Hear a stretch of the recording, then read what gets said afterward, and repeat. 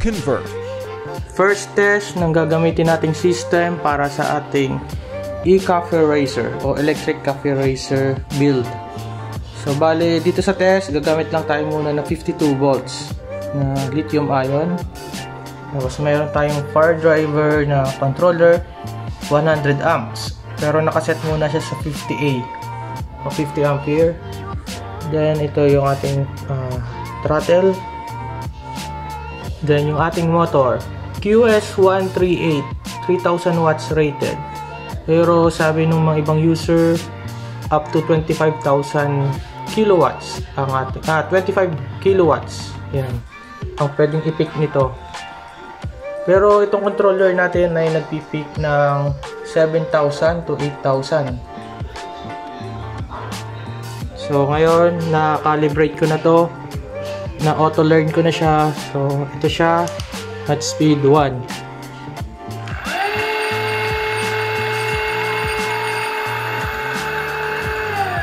Ang responsive nito maganda.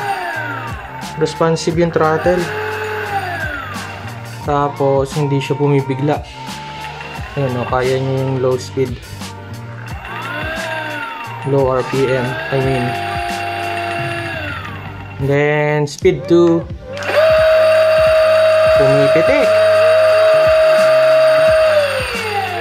Kailangan matibay ang mounting nito. Speed 3. So papakita ko naman yung ito yung apps niya. Yung sa apps niya kung paano gumagana. So guys, ito yung sa application. Ito yung mga parameters.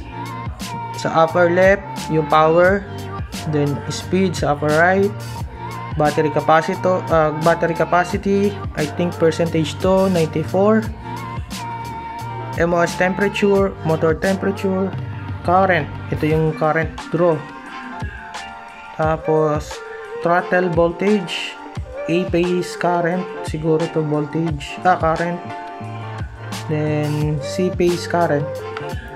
So ngayon naka-speed level 1 tayo. Ito siya. Wala tayong loading o hindi nakakabit sa gulong to. Yan siya.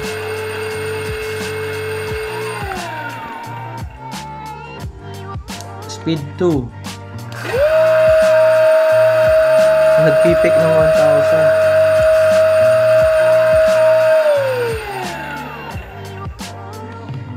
Speed 3.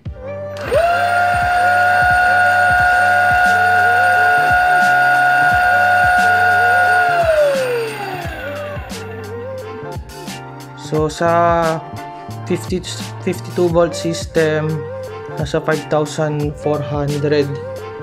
ang kanyang RPM, no load.